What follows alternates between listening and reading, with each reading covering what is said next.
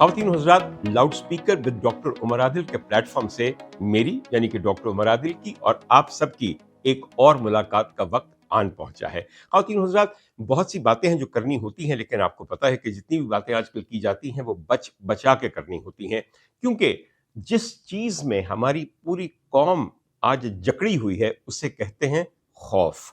और वाक़तन खौफ एक बेइंतहा ख़तरनाक बीमारी की सूरत में हमारे पूरे मुआशरे, हमारे ज़हनों, हमारी ज़ुबानों, हमारे एहसासात के ऊपर हावी है और उस पे मुहीत है। मगर सिर्फ़ आपको एक मैं बात बताऊँ, शिर्क की बहुत सारी शक्लें हो सकती हैं, बहुत सारी इक़साम हैं, जिनमें से एक शक्ल ये है कि आप पे खौफ तारी कर दिया जाए। दिल में सिर्फ़ खौफ़ खुदा होना चाहिए। जब कोई बंदा आपके दिल में अपना खौफ तारी करता है, तो यकीन कीजिए वो उस लाशरीक के साथ खुद को शरीक ठहराने की कोशिश करता है। और आप फिर जानते हैं कि जिन्होंने खुद को अल्लाह के साथ शरीक ठहराया या खुद को शरीक समझा, उनका अंजाम क्या होता है, दुनिया में भी और आखिरत में भी। मेरी आपके लिए और अपनी पूरी कौम के लिए दुआ है कि अल्लाह करे कि उनके दिलों में सिवाय खौफ खुदा के कोई और खौफ ना रहे। ज़रा मुश्किल लगता है, मगर ऐसा मुश्किल भी नहीं। और अगर ये आजमाइश ना होती तो फिर इसके बाद आपको आसाइश ना मिलती, और यहाँ जो आसाइश मिलेगी उसे खुदा की रजामंदी कहा जाता है। उससे बड़ी कोई और आसाइश नहीं है। ख़वातीन हज़रात, एक मैं बात कहना चाहता हूँ, वो इसलिए कि मैं बेइंतहा परेशान हूँ आजकल ये देखकर कि हमारे हुक्मरान एक दूसरे की बीमारियों, सेहत और असीरी को किस नज़र से देखते हैं और उस पर कैसी रायज़नी करते हैं। मैं बड़े अफसोस से और दर्दमंदी से बहैसियत एक डॉक्टर कहता हूँ कि हमारे जितने भी हुक्मरान हैं वो सब बीमार हैं। ये ना समझें कि वो ज़हनी तौर पे या अखलाकी तौर पे बीमार हैं, वो जिस्मानी तौर पे भी बीमार हैं। मुख्तलिफ अवारिज़ उनको लाहक हैं, मुख्तलिफ किस्म की डिजीज़ेज़ उनकी ज़िंदगी और उनके जिस्म को अपनी आमाजगाह समझ के वहाँ पे रची बैठी हैं।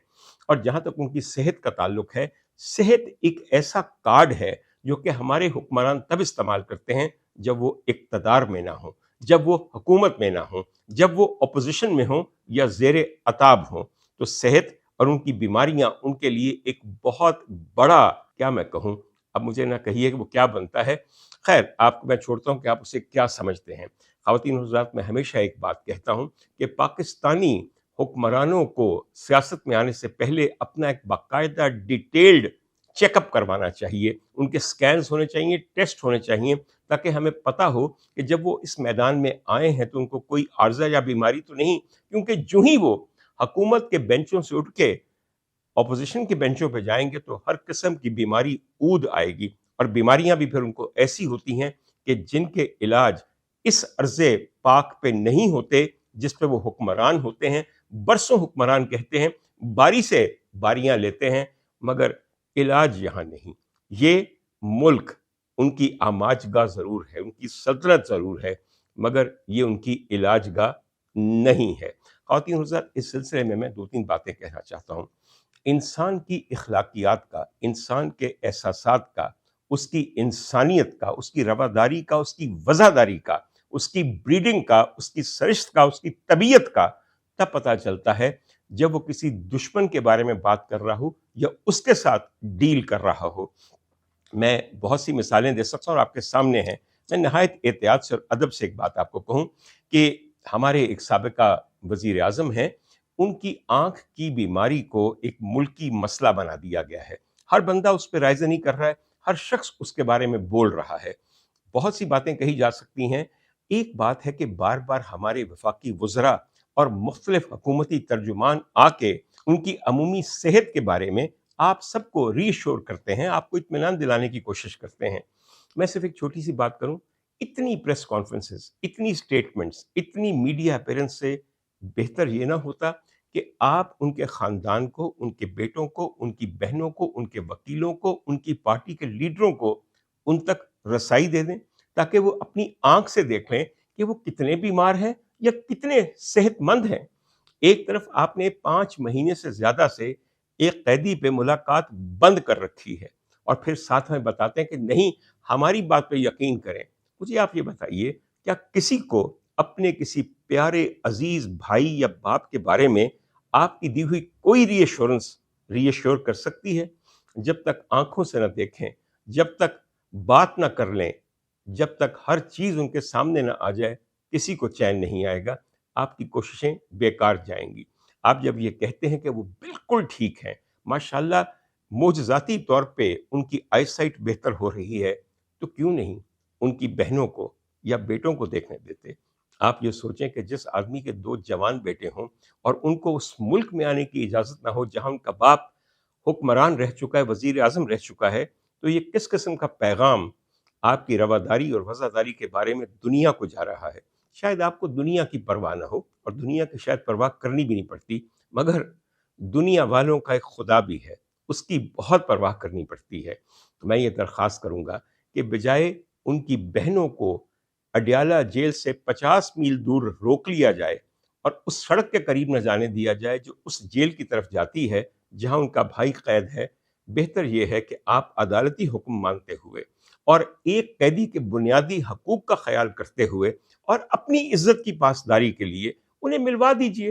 جو بات ہوگی ان کے سامنے آ جائے گی، اگر وہ صحت مند ہیں تو ان کا یہ بیانیہ خود بخود مر جائے گا، اور پھر اس کے بعد آپ جیسا چاہیں عدالتی احکام کے مطابق کیجئے، یا جو قانون کی عملداری ہے اس کو سامنے رکھ کے وضع کیجئے وہ سلوک جو آپ اپنے قیدیوں سے کرنا چاہتے ہیں۔ بات بڑی سمپل سی ہے، جس آدمی کو آپ ملنے نہ دیں اس کے بارے میں جو مرضی کہیں، کوئی یقین نہیں کرے گا، کوئی ری ایشور نہیں ہوگا، کوئی مطمئن نہیں ہوگا۔ میری بات پہ غور کیجئے، میرا مشورہ ایسا برا نہیں ہے۔ خواتین حضرات، کچھ اور باتیں ہیں، اس پورے قصے کو جس طرح ہینڈل کیا جا رہا ہے وہ بھی کوئی اتنا مناسب نہیں۔ آپ کہیں گے ڈاکٹر عمر عادل تم کون ہوتے ہو ہمیں یہ بتانے والے کہ ہم اسے کیسے ہینڈل کریں؟ تو میں آپ کو یاد دلاؤں، آپ بھی میری طرح ایک پاکستانی ہیں۔ اس وقت آپ کا ستارہ اوج پہ ہے، مگر جب ستارہ اوج پہ ہوتا ہے، اونچائی پہ ہوتا ہے، اور جب ستارہ ٹوٹتا ہے تو یقین کیجیے اس کے ریزے ہو کے پوری کائنات میں پھیل جاتے ہیں۔ میں صرف آپ کو یہ بتانا چاہتا ہوں کہ میں ایک سینئر پاکستانی ہوں، میری عمر 60 سال ہے، اس کے علاوہ میں ایک سینئر ڈاکٹر ہوں۔ آپ نے کچھ دن پہلے ہمارے سابقہ وزیر اعظم کی آنکھوں کے علاج کے سلسلے میں ایک رپورٹ جاری کی جو سوشل میڈیا پہ ہر جگہ ہے، میرے خیال میں میرے ایڈیٹر صاحب بھی آپ کو دکھائیں گے۔ اس میں علاج کی جگہ پہ لکھا ہوا ہے "A timely procedure was done"۔ کوئی ڈاکٹر کبھی یہ نہیں لکھتا کہ ایک بر وقت پروسیجر کیا گیا، آپ لکھتے ہیں ہم نے یہ کیا۔ میں ایک آرتھوپیڈک سرجن ہوں، کل کلاں کو میں کسی قیدی کا گھٹنا ریپلیس کرتا ہوں، نیا گھٹنا ڈال دیتا ہوں، تو کیا میں یہ لکھوں گا کہ "A timely procedure was done"، یا یہ لکھوں گا "A left total knee replacement was done"؟ اگر میں یہ جملہ کہوں گا تو صاف لگے گا کہ یہ رپورٹ ایک مستند ماہر معالج نے لکھی ہے، یہ کسی اور کے کہنے پہ نہیں لکھی گئی۔ تو خدا کے لیے، ویسے یہاں پہ یہ بتا دوں، سب وہ آنکھ میں انجیکشن کا ذکر کرتے ہیں۔ آپ کو پتہ ہے کہ میں ہمیشہ کوشش کرتا ہوں کہ میں اپنے دیکھنے والوں کی معلومات میں اضافہ کروں۔ تو حضور والا یاد رکھیے کہ عمران خان کی آنکھ میں جو ٹیکہ لگایا گیا ہے سینٹرل ریٹنل وین اوکلوژن کے لیے، اس کا نام ہے اینٹی VEGF یا اینٹی ویج ایف۔ اینٹی کا تو مطلب ہے کہ یہ ایک اینٹی باڈی ہے، مگر VEGF کا مطلب میں آج آپ کو سمجھاتا ہوں۔ وی کا مطلب ہے ویسکولر، ای کا مطلب ہے انڈوتھیلیل، جی کا مطلب ہے گروتھ، اور ایف کا مطلب ہے فیکٹر۔ تو اینٹی ویسکولر انڈوتھیلیل گروتھ فیکٹر کا ٹیکہ لگایا جاتا ہے، جس کی وجہ سے اکلوژن کم ہوتی ہے اور سرکولیشن بحال ہو جاتی ہے ریٹنا کی۔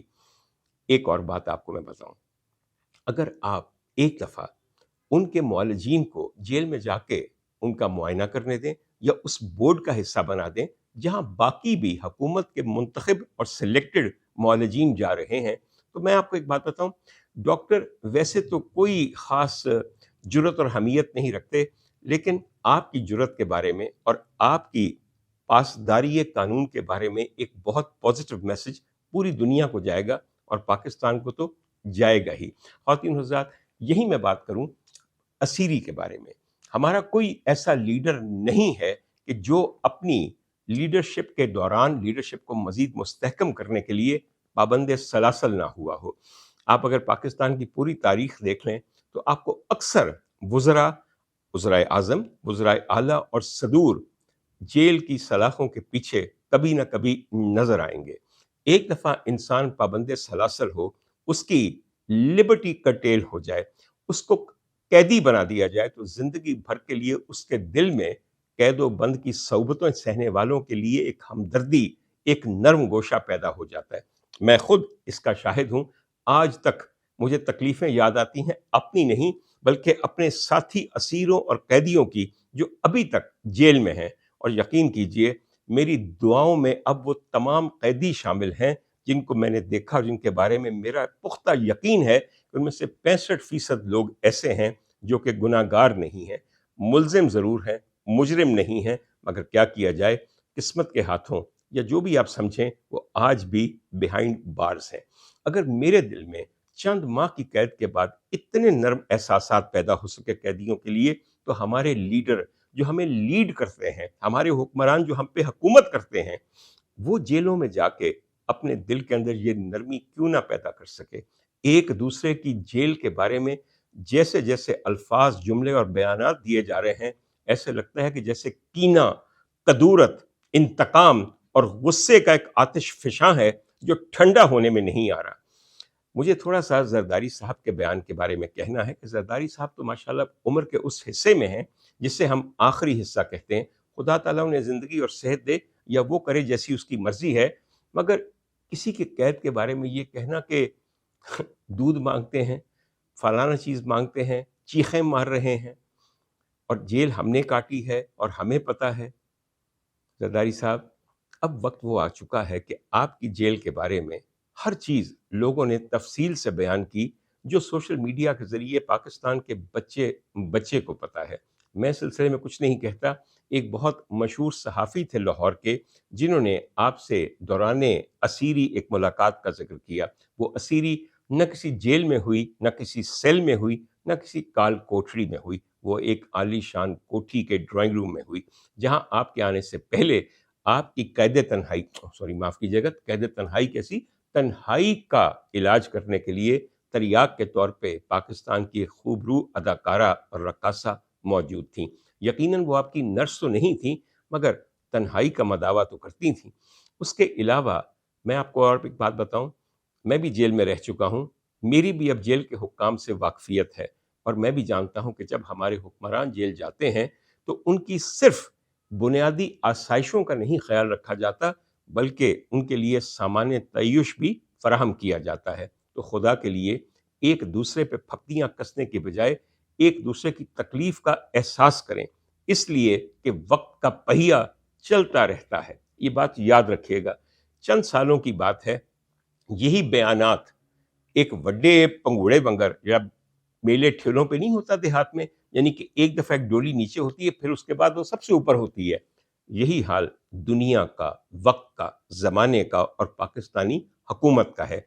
मेरे बचपन में हम लोग सिकंदर आजम के बारे में एक किस्सा सुनते थे कि सिकंदर आजम जब बड़े सगीर में आया और जेहलम के करीब उसकी जंग हुई मकामी राजा के साथ, राजा को सिकंदर आजम ने और उसकी अफवाज ने शिकस्त दी, और जाहिर है कि वो इस इलाके पे काबिज हो गया। उसके सामने मकामी राजा को पेश किया गया, तो सिकंदर आजम ने उसे कहा कि बताओ, मैं तुमसे क्या सलूक करूं। तो राजा ने आगे से ये कहा, वो सलूक जो एक राजा दूसरे राजा के साथ करता है। अब न जाने उनके जहन में क्या था, मगर सिकंदर आजम ऐसे ही सिकंदर आजम नहीं कहलाता। उसने ये जवाब सुनकर उसकी जान भी बख्श दी और दीगर नरमी के अहकामात भी दिए। अब दुनिया में ये कहा जाएगा कुछ अरसे के बाद, जब कोई शख्स किसी के साथ बहुत बुरा इंतकाम पे और गुस्से पे और कदूरत पे मबनी सलूक करेगा, तो लोग पूछेंगे, भाई उसने उसके साथ क्या सलूक किया। तो लोग पता है क्या कहा करेंगे, वो कहेंगे कि वही सलूक किया जो पाकिस्तानी हुक्मरान पाकिस्तान के साबिका हुक्मरानों के साथ करते हैं। What a lovely thing to hear about our political system and about our politicians. मेरी बात पे गौर ज़रूर कीजिएगा। यही मैं एक और आपको ज़िक्र करूं, बहुत ज़्यादा शिद्दत हम मुख्तलिफ पार्टीज़ के कारकुनान और मुख्तलिफ लीडर्स के फॉलोअर्स में भी देखते हैं। चंद दिन पहले हमारे साबिका वज़ीर आज़म जनाब मोहम्मद नवाज शरीफ साहब की एक तस्वीर रिलीज़ की गई, जिसमें वो गालिबन बसंत मना रहे हैं। अब जाहिर है कि नवाज शरीफ साहब उम्र के उस हिस्से में हैं जिसे उधेड़ उम्री कहा जाता है। ہی از 76 ایئرز اولڈ. اس عمر پہ آپ کتنے بھی تنومند کیوں نہ ہوں، عمر کے، ایج کے، بڑھاپے کے اثرات آپ کے چہرے پہ ہوتے ہیں. لوگوں نے ایج شیمنگ کی ایک لمٹ کر دی، اس لیے کہ وہ شاید اتنے حشاش اور بشاش نہیں دکھائی دیے جتنے کہ وہ جوانی میں دکھائی دیتے تھے. مگر یہ بتائیے کس پہ بڑھاپا نہیں آنا؟ کون سدا جوان رہے گا؟ کون سدا حسین رہے گا؟ کوئی بھی نہیں. تو دیکھیے ایج شیمنگ بھی، اور اب جو ٹرم ہم نے استعمال کی ہے وہ ہے پریزن شیمنگ. پریزن شیمنگ کے بارے میں ذرا سا سوچئے کہ کیا یہ اخلاقیات اور ہماری اپنی ذاتی قومی اخلاقیات کے بارے میں کیا کہتی ہے؟ جب آپ یہ سب تماشے کر رہے ہوتے ہیں تو یہ مت بھولیں کہ آج فیکٹس کو فضل نہیں کیا جا سکتا. You can not change them, اس لیے کہ الیکٹرانک میڈیا میں ہر سٹیٹمنٹ، ہر چیز محفوظ ہوتی ہے. زرداری صاحب بہت گلہ کرتے ہیں، بہت شکوہ کرتے ہیں کہ اتنے سال جیل میں رہے. تو جنہوں نے ان پہ مقدمے بنا کے ان کو جیل میں رکھا، اگر وہ یہ سمجھتے ہیں کہ غلط رکھا، تو آج ذرا غور سے دیکھیے کہ آج انہوں نے کس کو گلے سے لگایا ہوا ہے، کس کی باہوں میں باہیں ڈالے ہوئے اقتدار کے جھولے جھول رہے ہیں اور مزے لوٹ رہے ہیں. کیا یہی آپ کے صیاد نہیں ہیں؟ تو دیکھیے کل کے صیاد آج کے ہم سفر ہیں اور ہم رکاب ہیں. وقت وقت کی بات ہے، بہت کچھ سامنے آتا ہے. درخواست صرف اتنی ہے کہ جب آپ طاقت کے نشے میں مخمور ہوں، تھوڑا سا سوچئے کہ جو شخص عیش میں ہوش کھو بیٹھتا ہے، جو آدمی حکومت میں خوف خدا بھول جاتا ہے، پھر خدا کا بھی ایک نظام ہے جو انہیں سب کچھ یاد کروا دیتا ہے. خواتین حضرات، جیل سے یاد آیا کہ ایک صاحب ہیں جو کہ میرے ہاں آتے تھے، تقریباً 1 سال تک آئے اور اپنے چینل کے لیے ہر ہفتے میں تقریباً 2 یا 3 دفعہ میرا ایک انٹرویو ریکارڈ کرتے تھے. میرے بعد وہ بھی جیل گئے کیونکہ ان پہ بھی مقدمہ بنا ہوا تھا اور وہاں کچھ عرصہ رہ کے آئے. جیل سے نکلنے کے بعد انہوں نے بہت سارے انٹرویو دیے جو شاید میری نظر سے نہیں گزرے، مگر مجھے ادھر ادھر سے پتہ چلا کہ میرا بہت ذکر کرتے ہیں. ان کی بڑی مہربانی ہے کہ میرا ذکر کرتے ہیں. میں نے پھر ایک آدھ دفعہ پوچھا لوگوں سے کہ کیا ذکر کرتے ہیں، تو جو سمری تھی وہ یہ ذکر کرتے ہیں کہ ڈاکٹر صاحب نے جو کچھ کہا انہوں نے خود کہا، پھنسا مجھے دیا، اور ڈاکٹر صاحب کیئرفل نہیں ہیں، اور ڈاکٹر صاحب کی کوئی خوبی ان کو نظر نہیں آئی. اس کے علاوہ وہ یہ بھی مشورہ دیتے رہے کہ ڈاکٹر صاحب کو چاہیے کہ اب نہ کریں کوئی ویلاگ وغیرہ. سارے مشورے بڑے اچھے ہیں، میرے بارے میں جو کچھ کہتے ہیں بہت اچھا. مجھے بتایا گیا کہ بہت جگہ، تقریباً ہر جگہ وہ میرا نام استعمال کر کے میری پیروڈی بھی کرتے ہیں، مجھے میمک بھی کرتے ہیں. ان کی بڑی مہربانی ہے. میمک انہی کو کیا جاتا ہے کہ جن کے اندر کوئی ایسی بات ہو جو لوگوں نے نوٹس کی ہو اور اس میمکری کو دیکھ کے وہ حظ اٹھائیں. مجھے ایک بات کی حسرت رہی کہ کیا کسی انٹرویو میں حسیب خان صاحب نے، ان کا نام حسیب خان ہے، یہ کہا کہ میں 1 سال تک ڈاکٹر صاحب کے ہاں جاتا رہا، گھنٹوں بیٹھ کے ان سے سوال کرتا رہا، ریکارڈنگ کرتا رہا، ان کے گھر میں یہ سب ہوتا رہا، وہ صرف اور صرف میری مدد کرنے کے لیے کرتے رہے. ڈاکٹر صاحب نے اس پوری سال بھر کی ایکسرسائز میں سے ایک پھوٹی کوڑی نہیں لی، کبھی کسی پیسے کا تقاضا نہیں کیا، صرف اور صرف مجھے سپورٹ کرنے کے لیے ایسا کیا. بڑی مشکل بات ہوتی ہے، وہ پورے کا پورا چینل ان کا تھا، اس کی مانیٹائزیشن ان کو ملتی تھی. آپ لوگ سمجھتے ہیں نا کہ ہم سب بیٹھ کے بہت زیادہ سوشل میڈیا کو استعمال کر رہے ہیں کیونکہ ہم پہ ڈالروں کی بارش ہوتی ہے. جی نہیں خواتین و حضرات، کئی دفعہ ہم صرف کسی کو سپورٹ کرنے کے لیے ایسا کرتے ہیں. 1 سال تک میرے گھر کی بجلی استعمال ہوئی، جتنی دیر گرمیوں میں ریکارڈنگ ہوتی تھی اے سی چلتے تھے، یہ لائٹیں چلتی تھیں، اور یقین کیجئے حت المقدور جو میں ان کی خاطر تواضع کر سکتا تھا میں وہ بھی کرتا تھا. کئی دفعہ رات کے 2 بج جاتے تھے کیونکہ مجھے فارغ ہوتے ہوتے ہسپتال سے، کلینک سے یا تھیٹر سے دیر ہو جاتی تھی. یہ تھیٹر وہ والا نہیں ہے، آپریشن تھیٹر کی بات کر رہا ہوں. تو میرے گھر کو دیکھنے والے میرے بچوں کی طرح میرے جو ملازمین ہیں وہ سب انتظار کرتے تھے کہ یہ لوگ جائیں اور ہم پھر گھر کو صاف کر کے ان کو چائے پلا کے رخصت کریں. کبھی ایک دفعہ بھی حسیب خان صاحب نے وہ ظرف نہیں دکھایا کہ وہ یہ کہیں کہ ڈاکٹر صاحب نے یہ سب بغیر کسی لالچ کے کیا. اگر اس تمام عرصے میں میرے اوپر انہوں نے 1 پیسہ یا میرے ملازمین پہ 1 پیسہ خرچ کیا ہو تو مجھ پہ وہ حرام ہے، اور مجھے اس کا وہی گناہ ملے جو حرام خوروں کو ملتا ہے. اب مجھے نہیں پتا ملتا ہے کہ نہیں ملتا، مگر امید تو ہے کہ ملتا ہے. اور اس کے بعد جب سے نکلے ہیں وہ تمام وہ باتیں کر رہے ہیں جو سمجھتے ہیں کہ شاید مجھے تنقید کی زد میں لا کے ان کو کچھ حاصل کرا دیں گی، نہیں ہوگا حضور والا۔ میں نے کبھی آج تک ان کے بارے میں بات نہیں کی، آج صرف اس لیے کی ہے تاکہ میں ناظرین کو بتا سکوں کہ جس پہ احسان کرو اس کے شر سے بچو۔ یہ جملہ میرا نہیں ہے، یہ جس ہستی کا جملہ ہے، یقین کیجئے وہ علم و حکمت کے شہر کا در ہے۔ کوئی شخص کسی قسم کا رمز سیکھنا چاہے، معرفت سیکھنا چاہے، تو جس در سے اسے اس پورے عجائبات کے ایک شہر میں داخل ہونا پڑے گا، اس در کا نام مولا کائنات ہے۔ اور ان کی کہی ہوئی ہر بات زندگی کا اصول بنا لیجئے تو بہت کچھ سمجھ آ جاتی ہے۔ مجھے حکمت کی تمام باتوں میں سے سب سے عمدہ بات یہ لگتی ہے، ویسے تو اور بھی بہت ہیں مگر اس بات کا جواب نہیں ہے۔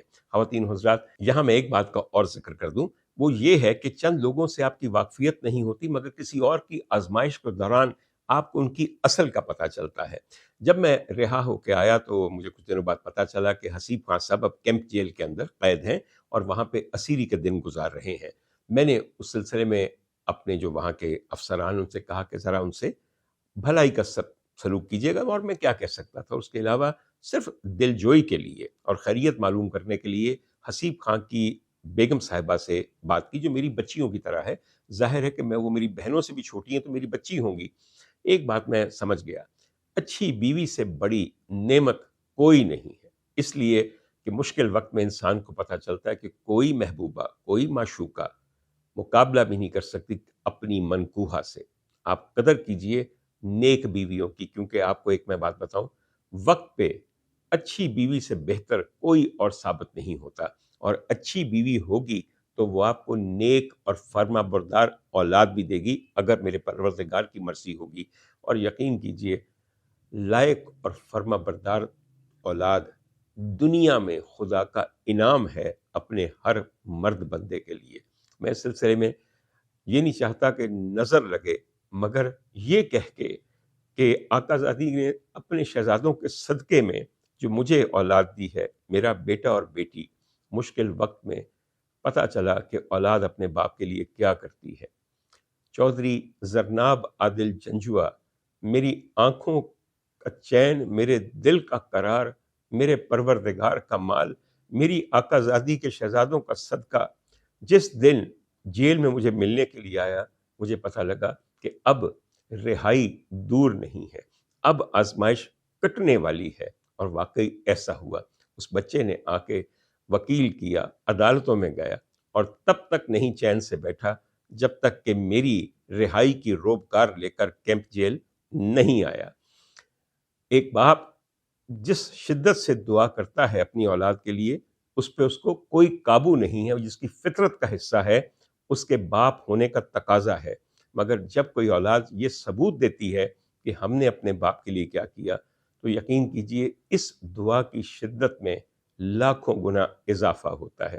پروردگار آپ کو بھی اپنی اولاد کی طرف سے ایسی ٹھنڈی ہوا دلائے کہ آپ ان کے لیے رہتی دنیا تک دعا کریں۔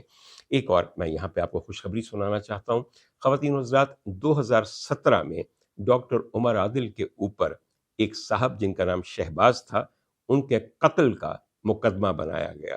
مجھ پہ FIR کاٹی گئی۔ یہ 2017 کی بات کر رہا ہوں، نومبر کا مہینہ تھا، کہ ڈاکٹر عمر عادل جو کہ ایک آرتھوپیڈک سرجن ہے، اور میں اپنے بارے میں جانتا ہوں کہ میں کسی چیونٹی کو بھی مسلنے سے پہلے 10,000 دفعہ سوچوں کہ یہ جاندار ہے، میرے رب کی بنائی ہوئی ایک مخلوق ہے، تو اس پہ ایک پورے مکمل آدمی کے قتل کا مقدمہ بنایا گیا، اور کہا گیا کہ انہوں نے اپنی زمین پہ اپنے ڈیرے کے پاس گولیاں چلا کے اس کو مضروب کر دیا، حتیٰ کہ اس کی جان چلی گئی۔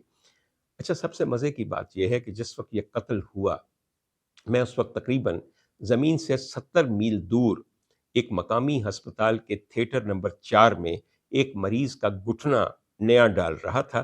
تھیٹر میں ظاہر کیمرے بھی لگے ہوتے ہیں۔ میرے ساتھ میرا پورا سٹاف تھا، جس میں نرسیں بھی تھیں، وارڈ بوائز بھی تھے، بے ہوشی والے بھی تھے، میرے اسسٹنٹ بھی تھے۔ مریض تو بے ہوش تھا، مگر باہر اس کے لواحقین کھڑے تھے، اور پھر تھیٹر کے باقی منتظمین بھی کھڑے تھے باہر طور۔ اس قدر عمدہ مقدمہ بنایا گیا کہ 6 ایسے گواہ تیار کیے گئے جنہوں نے کہا کہ ڈاکٹر عمر عادل جائے وقوع پہ آیا اور آتے ہی اس نے ہانگرے مارے. اب میں پنجابی تو بولتا ہوں لیکن یہ ہانگرے کا لفظ مجھے پہلی دفعہ پتا چلا کہ یہ للکارنے کے انداز میں جو ہم نعرے مارتے ہیں پنجابی میں ان کو ہانگرے کہا جاتا ہے. کیا کہ ہانگرے مارے کہ اج میں کسی نو نہیں چھڑنا, سب نو مار دینیاں نے گولیاں. اور ایک صاحب وہاں پہ جو بچہ تھا تقریباً 13 سال کا, وہ گواہ تھا. وہ کہنے لگا کہ میں نے دیکھا کہ ڈاکٹر عمر عادل آیا اور میں بالکل اس کے پاس کھڑا تھا, اس نے ایک پستول نکالا جو 32 بور کا تھا اور اس نے کہا کہ ایدے نال ماراں گا. جب یہ انویسٹیگیشن ہو رہی تھی میں نے کہا وکیل صاحب اور جج صاحب سے مجھے ایک بات بتائیے, 4 سوال میں کر لوں. میں نے کہا بیٹا میری بات سنیے کہ آپ میرے کتنے قریب کھڑے تھے کہ آپ کو 32 بور پتہ چل گیا کہ میرا ہتھیار اس قسم کا ہے؟ کہنے لگے 4 فٹ دے فاصلے تھے. میں نے کہا ایک آدمی کے ہاتھ میں 32 بور کا ہتھیار ہو, وہ ہنگرے مار رہا ہو اور مارنے پہ تلا ہو, بھئی تم تو خدا کا واسطے کوئی میڈل لو کہ تم 4 فٹ کے فاصلے پہ تھے اور وہاں سے بھاگے نہیں, اور پھر تم نے یہ دیکھا کہ میں نے گولیاں ماری اور تم پھر بھی یہ تماشا دیکھتے رہے.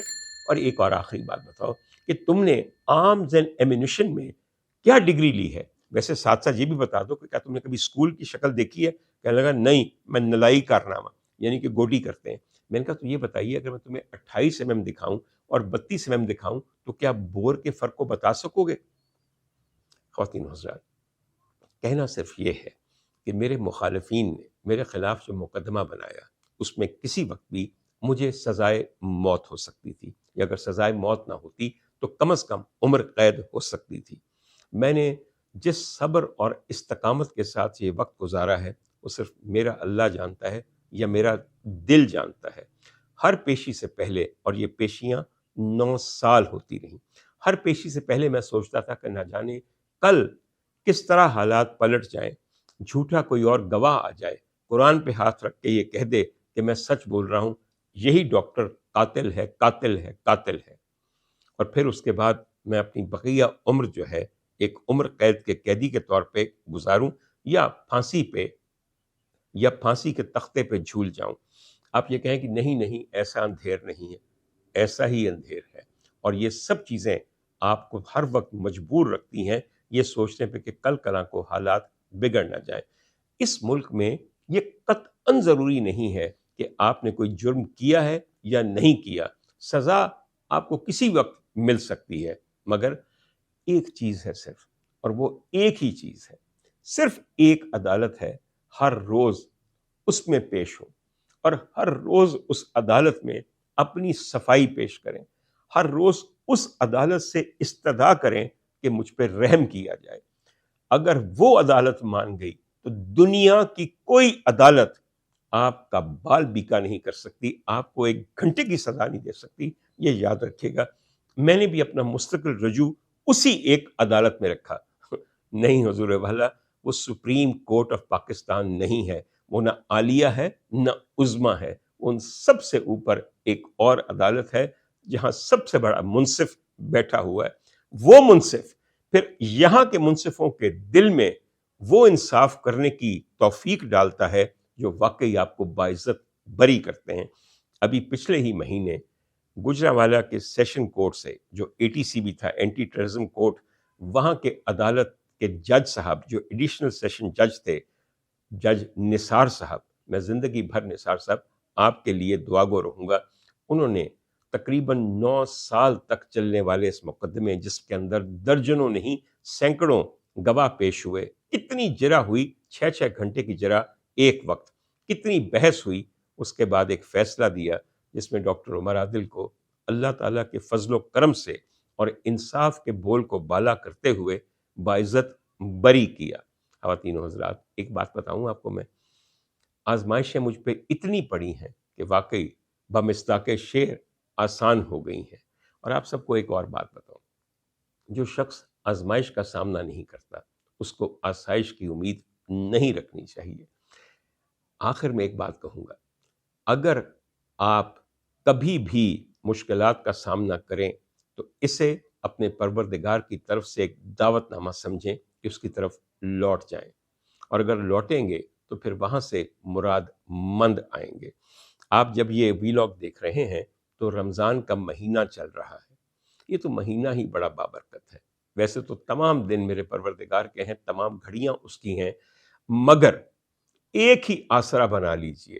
اصل شرک یہ ہے کہ آپ اللہ کے علاوہ کسی اور کو اپنا مشکل کشا سمجھیں۔ وہ ہر مشکل کشا کا مشکل کشا ہے، اور اگر مشکل آئی تو پھر اگر اس نے مشکل کشائی نہیں دکھانی تو پھر مشکل کشا کہلانے کا اس کو کیا زوم ہے؟ کوئی نہیں۔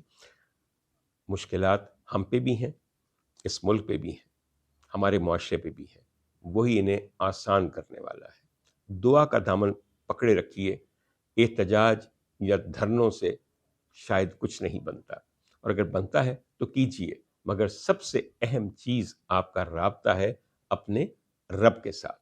یہ سوچ کے رمضان کے روزے گزاریے، خدا کے لیے یہ نہ دیکھیے کہ کون سے افطار بفے پہ 36 مٹن کی ڈشیں ہیں جو میں نے آج بدلہ لے کے کھانی ہیں، کیونکہ اللہ تعالیٰ نے مجھے چند پہر کا روزہ رکھوایا ہے۔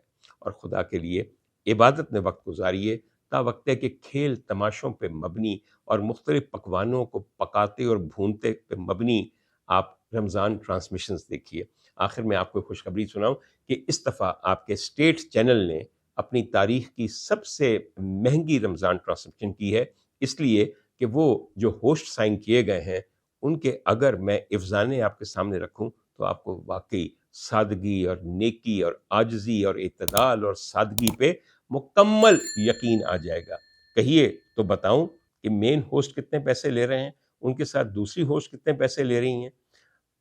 خیر رہنے دیجئے، بہت سارے لوگ کہیں گے کیونکہ ڈاکٹر عمر عادل کو نہیں لیا تو اس لیے وہ یہ بات کر رہا ہے۔ مجھے اگر کوئی خواہش ہوتی اس چینل پہ آنے کی تو شاید میں اس کے بارے میں ایسی سچی باتیں نہ کرتا اور اسی طرح اپنا رویہ رکھتا جس طرح کہ اس چینل پہ آنے والے لوگ رکھتے ہیں۔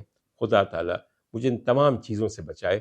ویسے بھی ایک بات یاد رکھیے گا، Pakistani television industry Pakistani film industry کی طرح اپنی طبعی موت مر چکی ہے۔ یہ دور ہے ڈیجیٹل کا، دور ہے سوشل میڈیا کا۔ ہر بندہ اپنا چینل چلا کے بہت اچھی شہرت حاصل کر رہا ہے اور بہت ہی زیادہ کما بھی رہا ہے۔ یاد رکھیے گا۔ ایک اور آپ کو بات کہوں، تنقید کا بھی سامنا کرنا پڑتا ہے، تو ایک میرا اصول یاد رکھیے، میں نے یہ دیکھا ہے کہ تنقید کا بہترین جواب خاموشی ہے۔ آپ جواب دیں گے تو آپ پھکڑ ہو جائیں گے۔